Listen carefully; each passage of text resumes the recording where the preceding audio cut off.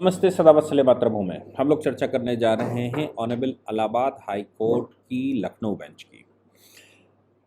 मनोज मुंतशिर जो अपने आप को अब शुक्ला लिखने लगा है, नहीं तो उसने किसी दुकान पर मुंतशिर लिखा देखा तो उसको बड़ा अच्छा लगा। उसने कहा ये अच्छा नाम रहेगा मनोज मुंतशिर। शायद उसको उसका कहना ये भी था कि उसको ये पता भी नहीं था कि मुंतशिर कौन है। घर वालों ने उसको भगाया, किसी काम धंधे का था नहीं। जो जो काम धंधे का ना हो वो मुंबई फिल्म इंडस्ट्री में फिट हो जाता है, ये तो बहुत लोगों का देखा गया। तो वो यहाँ से भाग गया और भागने के बाद मुंबई फिल्म इंडस्ट्री में फिट हो गया। उल्टे सीधे डायलॉग मारता था, उल्टा सीधा बिहेव करता था, तो मालूम पड़ा कि उसको डायलॉग राइटर भी माना लिया गया। खैर, उसकी पर्सनल लाइफ है, वो क्या मुंतशिर लिखता है, इस्लाम स्वीकार कर लेता है या मुसलमान लिखने लगता है या ईसाई बन जाता है या कोई और बन जाता है, अपने को क्या लेना देना। लेकिन हाँ, ये तो ज़रूर है कि वो अगर रामायण के चरित्रों पर हमला करेगा, रामायण पर कुछ न कुछ उल्टा सीधा लिखेगा और फिर वकालत करेगा। उसने पहले बयान दिया था कि जब मैं ये लिख रहा था तो मैं चप्पल बाहर उतार के जाता था, हाथ मुंह धोकर जाता था, और हमने रामायण को बिल्कुल बदला नहीं है, कुछ आधुनिक तरीके से करने की कोशिश की है। आपको याद होगा जब आदि पुरुष का ट्रेलर आया था तो ट्रेलर आते समय देश में खूब हंगामा हुआ था। लेकिन उस समय सेंसर बोर्ड कुछ कर नहीं सकता क्योंकि ट्रेलर पर सेंसर बोर्ड का कोई कंट्रोल नहीं। हालांकि होना चाहिए कि ट्रेलर भी सेंसर बोर्ड से परमिट होने के बाद ही जाना चाहिए, लेकिन ऐसा नहीं है। ये बात हमने केरला स्टोरी में भी देखी, उसमें भी सेंसर बोर्ड ने कहा था कि भाई जो ये इन्होंने जो ट्रेलर बनाया है, ट्रेलर या जो टीज़र बनाया है, उससे हमसे वो कवर नहीं होता। वो उन्होंने 1-2 मिनट का 1 मिनट का बनाया, पब्लिश कर दिया, यूट्यूब पर चला दिया। आदिपुरुष में भी कुछ ऐसा ही हुआ था। लेकिन उस समय इलाहाबाद हाई कोर्ट में एक पिटीशन फाइल हो गई थी। ऑनरेबल एडवोकेट हमारे देश में एक बड़ा नाम है, रंजना अग्नोत्री। सौभाग्य से वो मेरी बहन भी हैं। रंजना अग्नोत्री राम मंदिर के केस में भी एडवोकेट थी, कई सारी पीआईएल्स करती रहती हैं, जैसे वो मथुरा मामले में भी एडवोकेट हैं। उन्होंने उस समय केस फाइल किया था, एक पीआईएल फाइल की थी कि भाई ये मूवी जो है वो राम के कैरेक्टर को बदल रही है, सीता जी के कैरेक्टर को बदल रही है, और जो इसमें फिल्माइजेशन है वो ठीक नहीं है। उस समय इलाहाबाद हाई कोर्ट ने नोटिस किया था सेंसर बोर्ड को, क्योंकि सेंसर बोर्ड को ही नोटिस कर सकता था। अभी क्या हुआ कि अभी उन्होंने फिर से फिल्म रिलीज होने के बाद उन्होंने इम्प्लीड करने के लिए एक एप्लीकेशन डाली कि मनोज मुंतशिर को इसमें इम्प्लीड किया जाए, उसको बुलाकर पूछा जाए कि आखिर वो ऐसा क्यों कर रहा है। हालांकि एडिशनल सॉलिसिटर जनरल भारत सरकार के उन्होंने बुलाया था, वो आए थे, उनसे पूछा गया तो उन्होंने कहा साहब डायलॉगों में कुछ परिवर्तन कर दिया गया है और ये वो सब हो गया है, सेंसर बोर्ड की तरफ से उपस्थित हुए होंगे। कोर्ट ने नाराजगी जाहिर की कि भाई देखो, आपको कब नोटिस इशू किया था, आज तक कोई रिस्पॉन्स नहीं आया। क्या सेंसर बोर्ड खुद में ऐसी बॉडी हो गई कि वो कोर्ट के ऊपर पहुंच गया? सेंसर बोर्ड को अपीयर नहीं हुआ। हाँ, वो ज़रूर है कि वो फाइल फिर दोबारा लगी नहीं कोर्ट में, कोर्ट को उसका ध्यान नहीं था, कोर्ट में वो आई नहीं, और फिल्म वो बनती चली गई, नोटिस इशू था, कोई उस पर रिस्पोंडेंट आया नहीं। ये भी कहा जा सकता है कि इसलिए ना आया हो क्योंकि बाद में सुप्रीम कोर्ट, हाई कोर्ट, तमाम तरह के कोर्टों में मामला गया था। उस समय ये हुआ था कि साहब फिल्म रिलीज होने से पहले कुछ नहीं कहा जा सकता, वो सेंसर बोर्ड है जो तय करेगा। सेंसर बोर्ड उस समय ये कह सकता था कि साहब हम कुछ नहीं कर सकते क्योंकि अभी केवल एक टीजर इशू हुआ है या फिर केवल एक एड इशू हुआ है, अभी फिल्म हमारे पास आई नहीं है। तो मामला सभी को लगा कि नहीं ठीक है। लेकिन फिल्म आने के बाद जैसे आप समझिए कि सुषेण जो कि रावण का राजवैद्य था, उसकी जगह पर विभीषण की बीवी दिखाई गई है कि वो चला रही है। हनुमान जी जो पहाड़ लेकर आ रहे हैं, जो संजीवनी पहचान नहीं पाए थे, वो ये कह के पहाड़ ला रहे हैं कि अभी तो और लोगों को भी रावण मारेगा और लोगों को भी संजीवनी की जरूरत पड़ेगी, तो एक आध संजीवनी क्या ले चलें, पूरा पहाड़ लेकर चलें। आप सोचिए कि भगवान के सामने सीता जी का हरण हो रहा है, वो रावण पुष्पक विमान पर लेकर जा रहा है, भगवान पीछे से दौड़ लगा रहे हैं, लक्ष्मण जी दौड़ लगा रहे हैं, और दौड़ लगाते लगाते एक पहाड़ी पर पहुंचे तो देखा कि वो अब पहुंच से बाहर हो चुका है। उसी समय लक्ष्मण राम से कहते हैं कि रावण तक जाने के लिए तो बहुत एफर्ट लगाना पड़ेगा क्योंकि बहुत दूर है। तब सबरी आती हैं और सबरी ये कहती हैं कि आप जाओ किष्किंधा नगरी, वहां से तुम्हें मिलेगा। ऐसे तमाम सीन हजारों की तादाद में। आप सोचिए कि भगवान के सामने अगर रावण को लेकर जा रहे थे और वो त्रिकालदर्शी थे, तो रावण को उसी समय क्या वो गिरा नहीं सकते थे? लेकिन नहीं, इन्होंने दिखाया है कि रावण ले जा रहे हैं। फिर भगवान का जो पहला सीन दिखाया, चिमगादड़ों से लड़ रहे हैं, ऊल फांद कर लड़ रहे हैं। चिमगादड़ों ने सीता माता और लक्ष्मण जी जहाँ पर कुटिया बनाए हुए हैं वहाँ पर प्रहार किया, तो लक्ष्मण जी ने एक बाण से एक वो जाल बना दिया।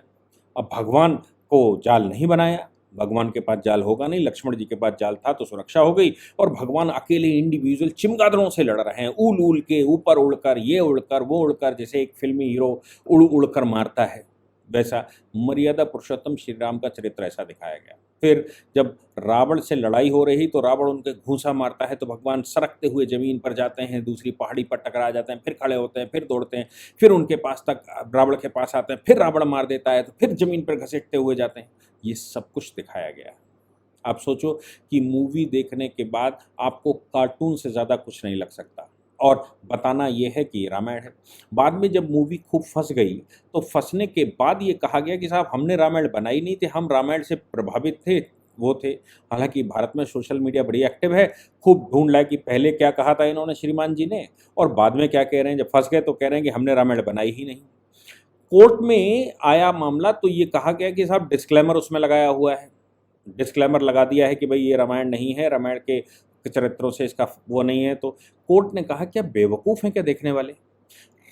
फिल्म में राम दिखाई दे रहे हैं, रावण दिखाई दे रहे हैं, सीता जी दिखाई दे रही हैं, लक्ष्मण दिखाई दे रहे हैं, हनुमान जी दिखाई दे रहे हैं, पूरी लंका नगरी दिखाई दे रही है, अपहरण दिखाई दे रहा है, पुष्पक विमान दिखाई दे रहा है, और सब कुछ वैसा चल रहा है, और आप कहते हो हमने डिस्क्लेमर लगा दिया है। क्या डिस्क्लेमर लगाने के बाद आप ये समझ गए हैं कि भारत के लोग मूर्ख हैं?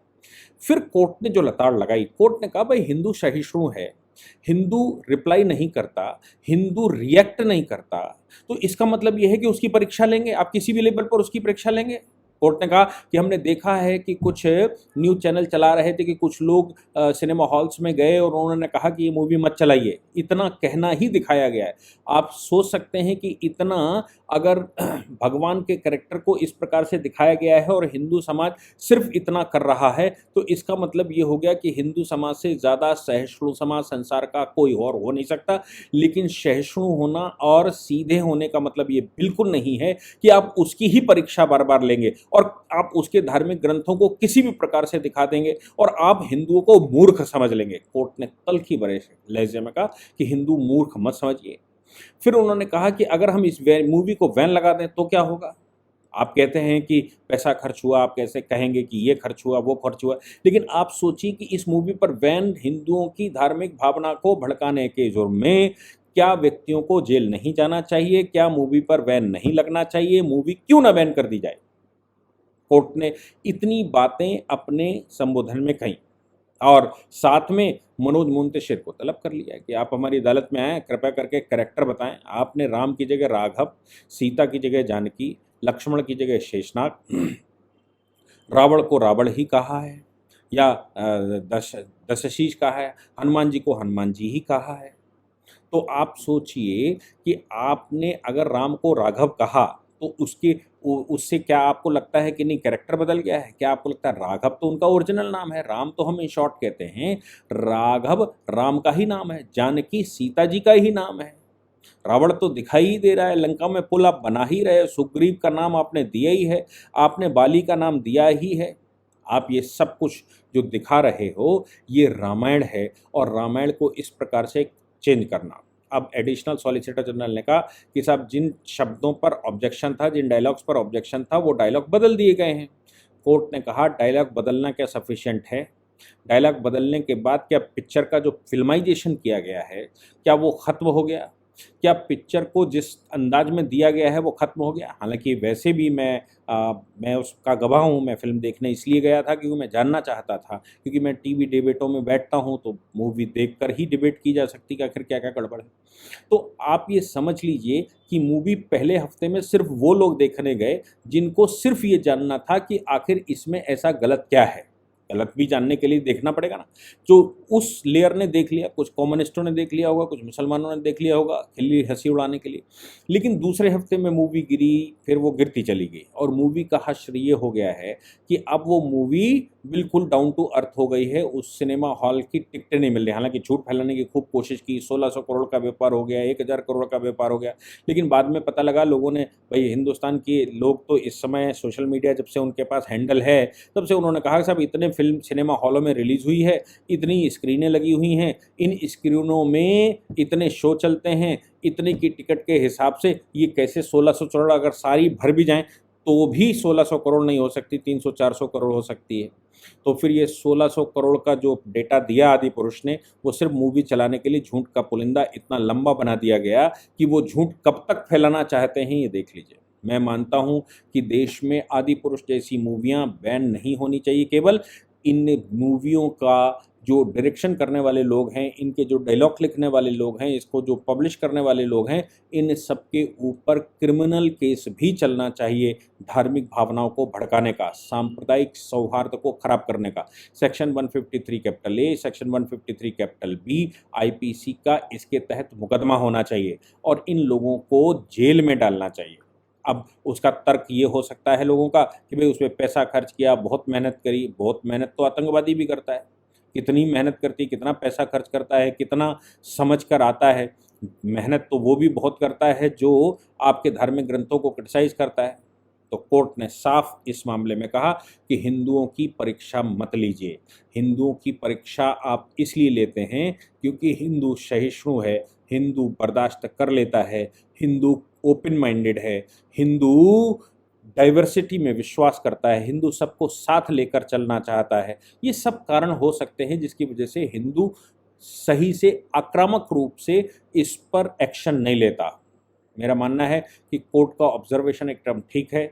मनोज मुंतशिर जब अदालत में आएँगे तो उस पर बैन लगना, हालाँकि कोर्ट ने कहा कि अगर उत्तर सफिशिएंट ना मिला तो हम इस मूवी पर बैन लगा देंगे। हालाँकि अब बैन लगाने का कोई लाभ इसलिए नहीं होता क्योंकि मूवी जो कुछ चलना था वो अपना उम्र पूरी कर चुकी है और जब तक मनोज मुंतशिर कोर्ट में आएँगे तब तक मूवी सिनेमा हॉल से उतरना शुरू हो गई। आप सोच कर देखिए, एक तरफ द केरला स्टोरी को ओटीटी प्लेटफ़ॉर्म नहीं मिल रहे हैं। आपको याद होगा केरला स्टोरी को ये कपिल शर्मा शो जैसे शो नहीं मिले थे।